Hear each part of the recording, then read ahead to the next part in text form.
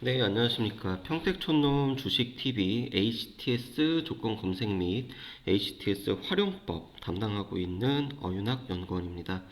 오늘은 HTS 조건 검색식을 만드는 과정에 특히 보조지표를 활용해서 이제 만들었을 때 우리가 그걸 이제 시뮬레이션을 할 수가 있는데 이 시뮬레이션을 어떤 식으로 진행을 하고 어떻게 응용을 할 수 있는지 좀 알려드리도록 하겠습니다. 자, 먼저 메모장을 좀 보여드리면요. 자, 예를 들어서 이제 보조지표를 활용한 검색식을 만들 때도 일정한 우리가 이 단계가 필요하다는 겁니다. 그래서 저 같은 경우는 이제 어떠한 단계를 밟으느냐. 일단 첫 번째, 아이디어를 먼저 도출을 합니다. 그래서 막 자유롭게 아이디어를 도출을 하고, 그리고 나서 그 수식을 만들어 봅니다. 수식을 만들고 나서는 이 검증. 근데 이 아이디어하고 수식 작성 과정에 이 아이디어가 과연 진짜로 되는지 수기로 HTS에다 일일이 입력을 해가지고 이제 보는 그런 과정이 필요하고요. 그런 다음에 수식을 만든 다음에는 이 검증 과정, 이게 바로 시뮬레이션입니다. 시뮬레이션을 해서 성공 확률이 50%가 안 나오면 다시 수식 작성, 검증, 이 과정을 이제 반복을 하는 것입니다. 그리고 난 다음에는 나중에 자동화 단계라고 하는 거는 검색식을 만드는 것도 자동화 단계이고, 또는 장중에 그 엑셀에서 이제 DD라고 하는 기능이 있는데, HTS에 있는 각종 데이터를 외부로 이제 실시간으로 받아볼 수가 있습니다. 그걸 이제 컴퓨터 용어에서는 뭐 API를 이용해 가지고 쓴다라고 얘기도 하는데요. 그렇게 작업을 하는 거를 이제 마무리를 짓는다라고 하고요. 그런데 이왕이면은 개별주나 테마주보다는 이제 우량주의 이 시뮬레이션을 대입을 했을 때 조금 더 확률이 좋았습니다. 아무래도 그 이유가 우량주가 이제 지수하고 연관을 짓기 때문에 그 변수, 그러니까 외부 이슈, 뭐 뉴스라든지 돌발 악재에 그나마 좀 어, 영향력이 좀 적다. 그렇기 때문에 이왕이면은 우량주에 좀 대입을 해서 한번 해보자 라는 겁니다. 자, 그래서 이제 봤습니다. 봤더니 예를 들면 이 역배열 상태가 있어요. 역배열. 이제 역배열일 때 RSI 같은 경우는 그 모멘텀 지표라고 해서 RSI를 예를 들어서 이제 30을 돌파 해서 상승하는 그런 종목을 한번 찾아보자 라는 이제 아이디어가 있습니다. 그러면 이 아이디어를, 자, 코스피 지수가 역배열 하락 추세, 역배열 하락 추세라고 하는 거는 20일, 60일, 120일 선이 이제 거꾸로 되어 있는 거죠. 120일이 위에 있고 가운데 60일이 있고 아래가 20일이 있고, 그런데 이제 그때 RSI 지표 이제 30을 상향 돌파하는 그런 종목이 과연 있느냐 라고 했을 때, 그러면은 그 종목을 한번 우리가 찾아보자 라고 하는 거고요. 그래서 검증 1, 검증 2 이런 식으로 수식을 만들고, 그 다음에 이제 시가총액 100 이하의 이제 우량주를 대상으로 한번 해보고, 그런 다음에 이제 시뮬레이션을 돌려보자 라는 겁니다. 그래서 실제로 한번 어떻게 하는지 보여드리도록 하겠습니다. 자, 먼저 지수가 역배열인 구간을 찾아봐야 되겠죠. 종합주가지수이고요. 지금입니다, 지금. 자, 120일, 60일, 20일 순서로 지금 역배열이 되어 있죠. 역배열이 되어 있고요. 근데 이게 언제 시작을 했느냐? 쭉 보니까 10월 11일 날 시작을 했어요. 그러면은 10월 11일 날부터 현재까지를 대상으로 우리가 시뮬레이션을 하면 되는 것입니다. 자, 그럼 시뮬레이션을 하는데 검색식을 또 만들어 봐야 되겠죠? 8537에서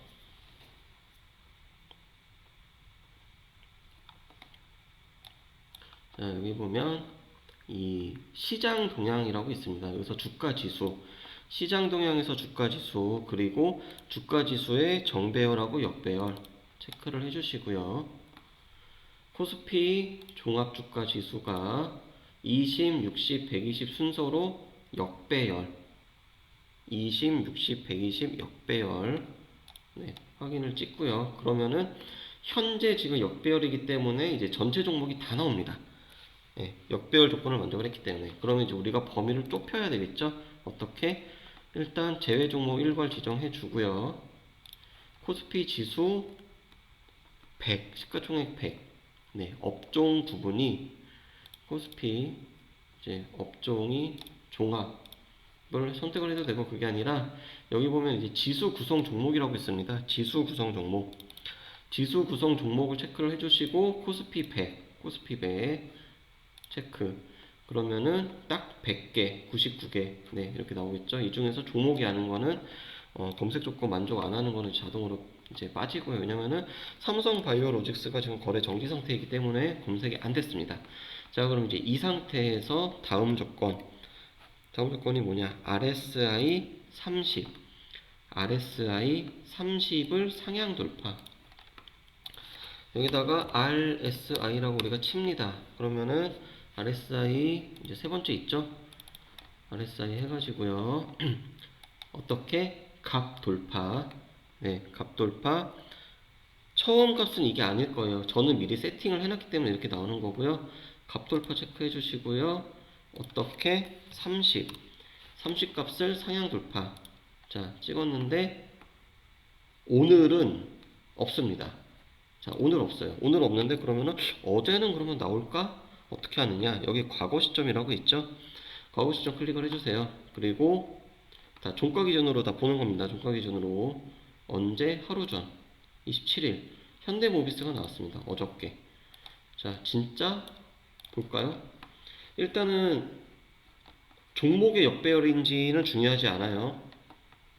이 지수가 역배열인 상태에서 종목의 이 추세는 상관 안 하고 이 위에 있는 지금 이 보조지표 RSI 이것만 상향 돌파를 했는지, 네, 했더니 어저께 나왔습니다.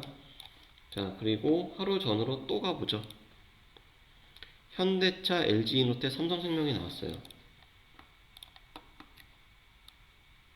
자, 27일 나왔죠? LG이노텍, 삼성생명. 네, 역시나 네, 이렇게 지금 파란색에서 위로 올라오면은 이제 조건을 만족을 한다. 이렇게 보시면 되고요. 자, 나왔습니다. 자, 그래서 이런 식으로 해가지고 어디까지? 10월 11일까지 쭉쭉쭉 계속 돌리다 보면은 어쩔 때는 한 종목도 나오고 어쩔 때는 두세 종목도 나오고 어쩔 때는 안 나오고. 자, 그럼 이렇게 쭉 이제 둘러봅니다. 자, 그래서 11월 2일 같은 경우는 어마어마하게 나왔죠. 네. 그래서 뭐 11월 2일날 무슨 일이 있었나? 이럴 때 이제 무슨 일이 있었나 한번 보면은 11월 2일날 네, 지수가 급반등을 했습니다. 지수가 급반등을 하니까 당연히 종목들도 상승을 하면서 이제 이 조건을 만족을 했겠죠. 자, 그래서 각 날짜마다 이 종목을 다 일단 기록을 다 해야 됩니다. 눈으로 봐도 되고요. 자, 눈으로 보면서 자, 쭉 보는데 그래서 이제 어느 날 이렇게 특징적으로 조금 전에 11월 2일처럼 특징적인 날이 있어요. 그러면은 이때 우리가 뭘 하느냐? 아, 전날 무슨 일이 있었는지 그걸 이제 보자는 겁니다. 10월 23일, 10월 22일 뭐 마찬가지로 이런 식으로 해가지고 이제 활용을 하면 되는데요. 이제 활용법. 자, 여기서 이 성공 확률 이걸 어떻게 볼 수가 있느냐? 여기 보시면요. 성과 분석이라고 나오죠. 성과 분석 클릭해 주세요.